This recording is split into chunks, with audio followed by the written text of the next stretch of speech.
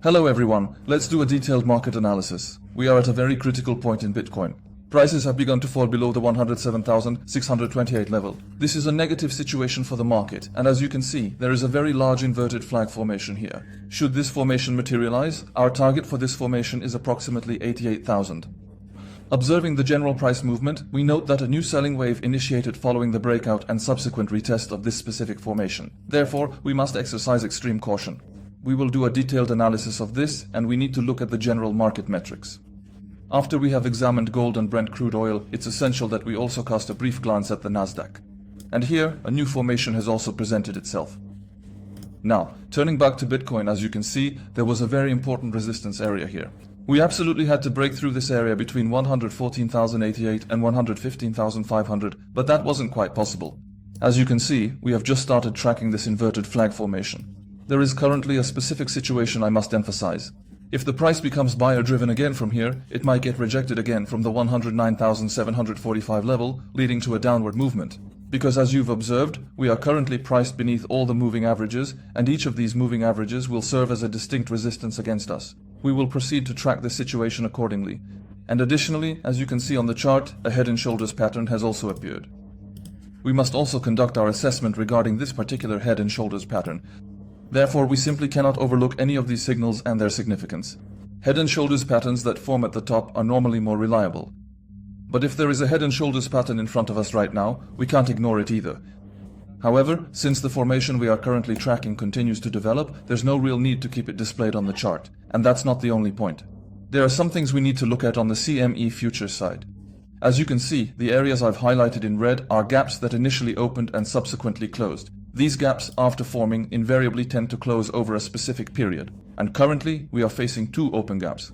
Firstly, there's a specific gap that was opened quite a while ago in the 91 to 92,000 range, and it remains unclosed to this day. As you can see, there's a gap that opened on April 21st, and it still remains unclosed. And in the very short term, there's another gap at the 113,000 level that we can keep an eye on. If I show you this more closely, you can see it much more clearly. This open area, this gap that's present here, will likely close in the upcoming period, either by means of a news flow or a wicking movement. Now, let's turn our attention to the Bitcoin dominance side. Now, in dominance, as you can see, the 60.07 level was a very important resistance level, and we kept getting rejected from there. But now it's broken with a high volume candle, and we're seeing a retest after the breakout. If we look at the retest more closely on the hourly chart, we can see it very clearly like this. And assuming a new upward movement begins from this point, we should monitor it, recognizing that this represents a negative price action for us. The 60.07 level, which proved to be a strong resistance in the past, will likely also function as a strong support level in the upcoming period. We must closely monitor the importance of this level, and at present, the 60.65 level represents our target and stands before us as a very significant resistance level on the chart. Next, let's turn our attention to USDT dominance. As you can see, there's a strong upward movement here, but it would be better to look at the 4-hour chart first, rather than the hourly chart. It appears to have stopped in an area that could act as resistance for us. We're observing that the upward trend has stalled, and a degree of pullback is expected. Any pullback in USDT dominance translates into a money inflow into Bitcoin and altcoins, so if we see a retreat here, we must remain vigilant. Immediate buying would be quite risky, and there are several reasons for this. First off, this level of 5 that you're seeing here, which I've specifically indicated with a prominent red line, I'll now demonstrate its significance on the weekly chart using the moving averages. As you can see, the blue 100-day moving average and the black 200-day moving average both pass through this 5 level. And we now see that this level has been broken with a high volume candle. The 100-day moving average and the 200-day moving average are both strong moving averages that individually function as strong support and resistance points. And we have now surpassed the point where the two converge.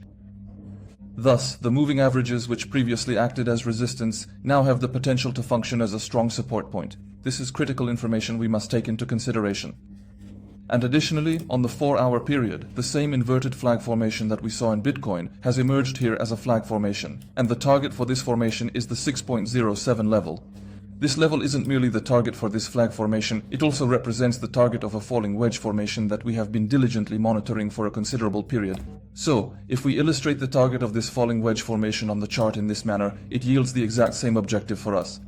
As you can see, the 6.07 level has emerged as a critical point supported by two distinct formations. We find ourselves in a very negative situation for the market.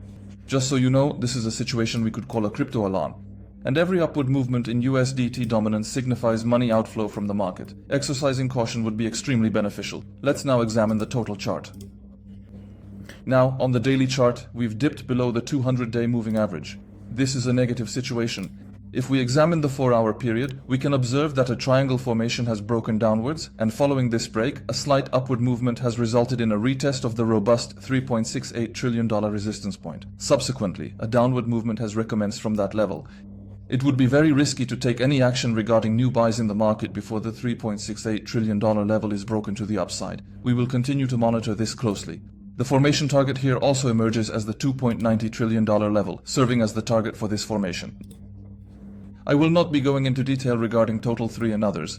Because these two indexes are included in the total, any declines observed here will directly impact both of these charts. So, they are moving with the same correlation during downward movements. Of course, they also move with the same correlation in upward movements. But sometimes when the market goes up, others or Total 3 can show a much more positive divergence from Total. Therefore, it would be more advantageous to analyze these two charts individually during periods of upward movement. But for now, as I mentioned, the overall negative situation will directly affect the other two, so there's no need for detailed analysis. Before Ethereum, let's look at the dollar index. As you can see, there was a cup and handle formation, and its target was the 126 level. This level continues to be our formation target. Each upward movement in the dollar index will manifest as selling pressure in global risky markets. We will continue to monitor it in this manner. However, as you can see in the dollar index, there is an important gap here that we must monitor closely. Should there be a downward move to close this gap once more, we might also observe positive pricing in risky markets. We will continue to monitor the situation closely. When we analyze gold and consider the global risk landscape, it's highly probable that gold will sustain its upward trend over the medium to long term. However, in the very short term, on the 4-hour chart, as you can see, there is an inverted flag formation, and with its breakdown, we observe that the uptrend has also been broken. Allow me to illustrate this from a broader perspective. As you can see, this trend has been broken, and a brand new pattern has emerged. And if we take a closer look here, we will observe whether this second formation, specifically the second inverted flag, will materialize as expected. For now, a breakdown hasn't occurred, and we see it still squeezed between the moving averages as the formation develops. An upward movement would invalidate the second formation, but the first formation would still be in play. If there's a bit more upward movement, I personally wouldn't rush into a buying position. Instead, I would evaluate whether it comes back for a retest after the breakdown of this uptrend. Should the price begin to trade above the uptrend once more, I would then initiate attempts to enter long positions. But in the alternative, I'd rather wait for a slightly larger pullback before making new purchases. Thus, I would begin to make substantial purchases again at the 3,700 levels. Let me indicate this on the chart. Now, let's turn our attention to Brent crude oil. We can observe a significant inverse head and shoulders pattern here. As you're aware, news reports are currently circulating about America potentially conducting a ground operation in Venezuela. Notably, Venezuela possesses the largest oil reserves globally. A military operation in that region would likely cause an upward movement in oil prices. And looking at the technical side, we are trading above the moving averages. As of the last candle, it's below the 200-day moving average, but this might just be a breach.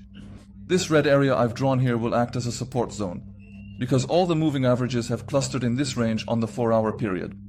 And if this inverse head and shoulders pattern forms and a breakout occurs, that is, if prices begin to trade above the 60-67 level, we can then primarily monitor the 71.92 level as the formation target on the chart. However, this is not the only formation we should be tracking. Further up, the 77-78 level emerges as the price target for the significant falling wedge formation. We absolutely must monitor this pattern as well. And lastly, regarding crude oil, I'd like to add one more point. In the immediate short term, there's a minor gap that has formed in this manner. If it declines to close this gap, I, for one, would not panic but rather continue to monitor it for a while. Should a new upward movement commence, I will persist in tracking this particular formation. So, let that be our assessment on this matter. Now, turning our attention to the NASDAQ, it appears to be developing a fresh formation within this market as well. This represents a flag formation, and should this pattern complete its expected trajectory, I'll closely illustrate its anticipated target point for you. The 27,492 level can be followed as the target. Let me indicate this on the chart in this manner. If there's an upward break, the trend line formed by connecting these peaks will serve as resistance, and subsequently, the 26,813 level will also act as a Fibonacci resistance. I'd like to draw your attention to the fact that I'm only referring to it as Fibonacci resistance. This isn't a resistance formed by cost levels, since it's an area that hasn't been previously tested. It just appears as an area that would serve as a potential resistance in our Fibonacci analysis. Now let's briefly look at Ethereum as the final topic. Any significant pullbacks in Bitcoin will also directly impact Ethereum, and here we see it has bounced from the support area along with Bitcoin. Nevertheless, it's currently priced below all the moving averages, and simultaneously, it's trading beneath a critical support level. And as you can see here, a large head and shoulders pattern has emerged. I won't go into a detailed analysis of these formations here, but we need to keep them in mind. The pullbacks experienced in Bitcoin will activate these formations.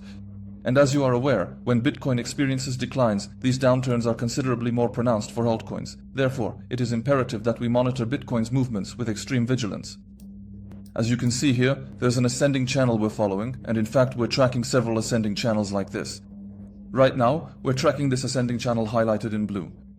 However, if the price starts to fall and trade below this point, we will then begin to monitor the levels of the ascending channel situated further below it.